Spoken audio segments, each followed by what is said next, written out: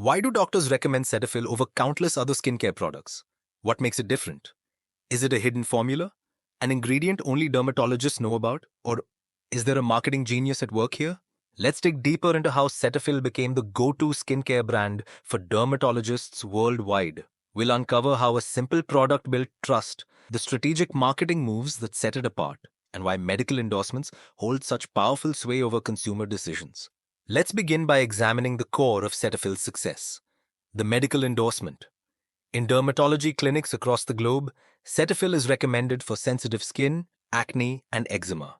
But what exactly is happening behind the scenes to make this endorsement so powerful? Let's dive into the science behind Cetaphil's simple formula. It's hypoallergenic, fragrance-free, and gentle, ideal for those with sensitive skin.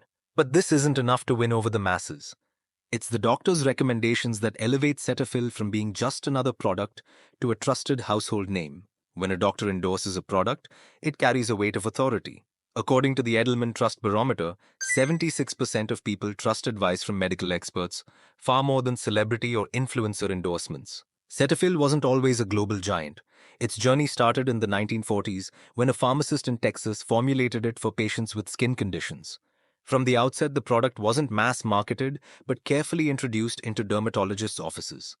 This slow-build strategy became a masterstroke of credibility. So why didn't Cetaphil follow the path of traditional skincare brands with flashy advertisements and celebrity endorsements? Let's compare this to another brand that used non-traditional methods to build a cult following, Marlboro. In the early 1970s, TV cigarette ads were banned, but instead of fading into obscurity, Marlboro inserted their product into iconic movie scenes, effectively advertising cigarettes without calling them ads. This genius marketing move created a lifestyle association, much like Cetaphil's integration into medical practice. Now, let's dive into why medical endorsement is such a powerful marketing tool. This taps into what psychologists call the expert authority bias. This concept means that people are more likely to trust advice or products recommended by perceived experts, especially in areas like health and wellness. Why is this so effective in skincare? A 2021 Nielsen study showed that 85% of consumers are more likely to buy a product recommended by healthcare professionals. Compare that to just 35% who trust celebrity endorsements. When a dermatologist recommends a product, it's seen as safe, effective, and backed by science, qualities that consumers are willing to pay a premium for. Now let's look at the numbers. Over the past decade, Cetaphil has grown significantly, with an average annual growth rate of 7% in revenue.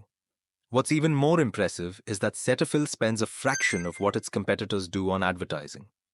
While brands like Olay and Neutrogena pour millions into television and digital campaigns, Cetaphil relies almost exclusively on building relationships with dermatologists and leveraging medical endorsements. To understand how unique Cetaphil's strategy is, let's turn to an entirely different industry, energy drinks. When you think of energy drinks, the first brand that comes to mind is Red Bull. But Red Bull didn't rise to the top by outspending its competition on ads. Instead, it focused on aligning itself with extreme sports and adrenaline-filled events. Red Bull's sponsorship of events like BMX competitions and the Stratos Jump helped it become more than just an energy drink. It became a symbol of adventure, thrill, and excitement. In 2020, Red Bull sold 7.9 billion cans, all without a single traditional ad campaign. This strategy mirrors Cetaphil's approach. Both brands embed themselves into specific, credible communities, doctors for Cetaphil and extreme sports for Red Bull. The key is to associate your brand with a lifestyle or trusted authority. Let's shift our focus to the business model that makes Cetaphil so profitable without huge ad budgets. Cetaphil has managed to maintain a 12 to 15% profit margin, significantly higher than competitors who spend vast sums on advertising. By investing in relationships with dermatologists rather than celebrities or influencers, Cetaphil ensures long-term consumer trust, which directly translates into sales. One of the most interesting aspects of Cetaphil's strategy is its pricing. Cetaphil products are typically priced 20 to 30% higher than comparable skincare products on the market. Yet consumers are willing to pay this premium. Why? Because the product is seen as medically endorsed and safe, consumers perceive it as a high-value item. It's a case of perceived value versus actual cost. This strategy works similarly to how Apple prices its products. Apple doesn't compete with cheaper alternatives. Instead, they sell the experience, the brand trust, and the quality. Cetaphil uses the same principle, offering simple but effective products that are seen as better because they are recommended by experts. How does this marketing strategy impact consumer behavior? The long-term relationship between Cetaphil and its customers is built on trust. Once a dermatologist recommends Cetaphil, consumers tend to remain loyal. Surveys show that 67% of Cetaphil users are repeat buyers, much higher than the industry average.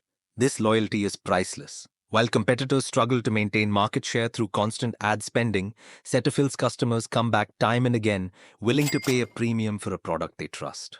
Cetaphil is sold in over 70 countries, with a strong presence in North America, Europe, and Asia. Despite the global reach, Cetaphil's strategy remains consistent. Rely on dermatologists and skincare professionals to build trust in every new market. Even in markets where local brands dominate, Cetaphil has carved out a niche, relying on its proven formula of simplicity, safety, and trust. This approach has allowed them to consistently grow, despite fierce competition from local and global brands alike. So, what can entrepreneurs and marketers learn from Cetaphil's success? First, trust is more valuable than flashy ads. Building trust, particularly in health-related industries, can give your brand a long-term advantage that's hard to beat. Second, niche marketing can be far more powerful than mass marketing. By focusing on a trusted community, in Cetaphil's case, dermatologists, you can build a dedicated customer base that's willing to pay a premium for your product. As an entrepreneur, understanding the power of medical endorsements can significantly influence your business strategy. Medical endorsements are not just a marketing tactic. They tap into a profound trust in expert authority. By building credibility through trusted channels, such as healthcare professionals, you can create long-term consumer loyalty and command premium pricing. This allows your brand to thrive without the need for massive advertising budgets, offering a more sustainable and trust-driven growth model. The Cetaphil case study shows how a brand can position itself as a premium product by aligning with medical expertise instead of relying on traditional mass-market advertising. As a consumer, being aware of the impact of medical endorsements can help you make more informed decisions about the products you choose. While medical recommendations often indicate a product's safety and efficacy, it's important to remain discerning and understand the sources of trust. Cetaphil's success demonstrates how a brand can leverage expert endorsements to build its reputation.